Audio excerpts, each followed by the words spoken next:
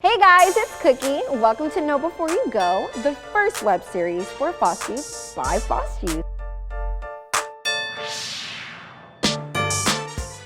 Know before you sign that contract. Know before you go al colegio. Know before you go to that first interview. Today's topic of discussion, we're going to talk about getting the job.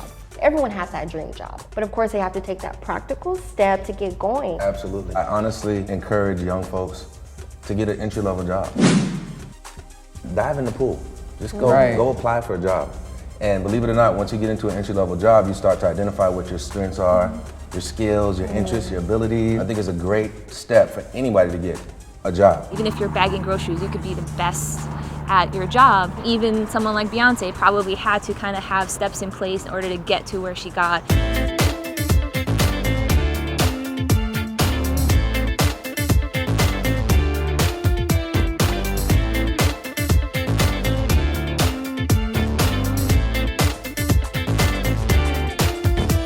What would be the advice that you would give to youth that's trying to be big as Beyonce, but don't want to work at Starbucks? There are skills that you can learn in just about any single job that you've got.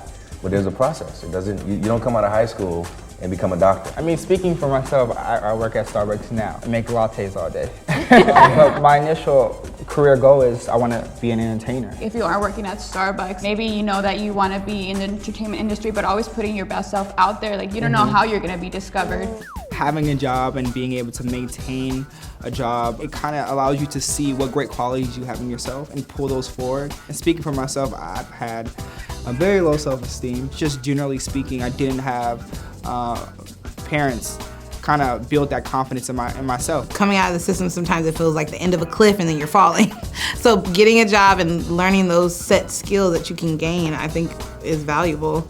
So how about job interviews? Job interviews come in all shapes and sizes. It's basically a conversation with structure. So if you get that structure down packed, you'll always be prepared. I'm one that when I get nervous, I kind of forget things and blank out. So always beforehand, I recommend thinking about your past experiences, because obviously you're going to go to an interview, they're going to ask you about what you've done. You made a great point.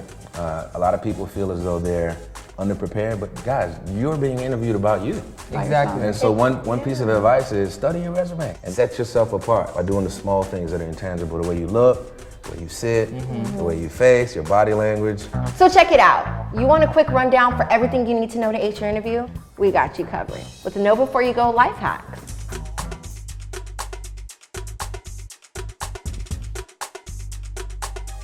Know 3 facts about the company: who started it, when it was started, what's their core value.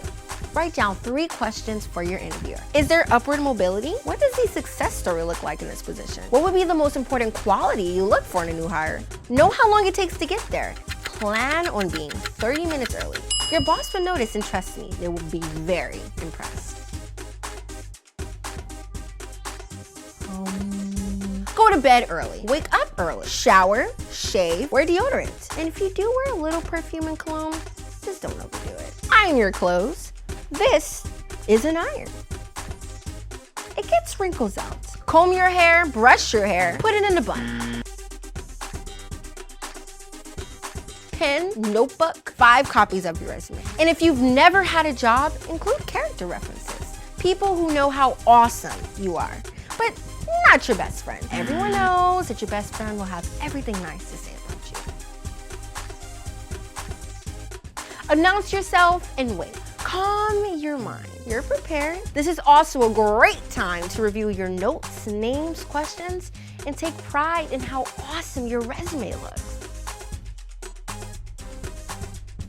It's go time. This is it, the big show. Firm handshake, eye contact, everyone in the room. Neatly place your resumes and references on the table in front of you. Let them know how prepared you really are. Smile, shake hands, thank you. It's okay to ask when you might hear from them, or to just follow up if they haven't already told you. Nothing impresses people like a handwritten thank you. That will blow them away. And if you can't do that, just send a nice email. Just a few words of gratitude. And I'm sure that you prepare for your audition similar to how some of our young adults prepare for an interview. What tips do you have for them? Yeah, I think there's a process that is kind of universal. Thinking about what you bring to this, and what's the best way you can do this that's specific to you. And that the people that you're gonna go see are human, and they want you to do well. That's the thing. They're auditioning people or they're interviewing people because they need a job filled, and they're hoping that you're good. As foster youth, we've already been through so many obstacles in our life already. Exactly. And I feel like it comes to a time and point where we can learn how to adapt to that. I feel like a lot of foster youth, when they're in environments where they're not around their peers, it becomes, how did they get to where they're at?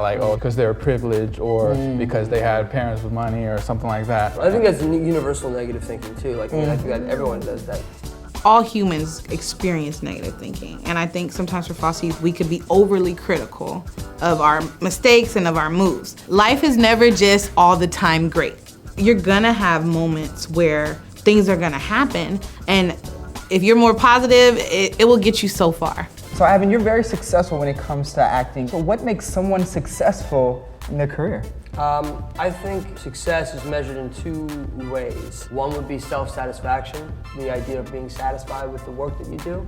The other thing would be, I think, will. I think the will to work through hardships at your job, the will to, not be stopped by roadblocks, and start to almost welcome the roadblocks. Okay, this is stopping me. So how do I get around this? Right. Thanks for watching Know Before You Go, the first web series for foster youth by foster youth. I hope you enjoyed this episode. You can subscribe or leave a comment below. You can visit our website at knowbeforeyougo.org or just tweet us using #KnowBeforeYouGo.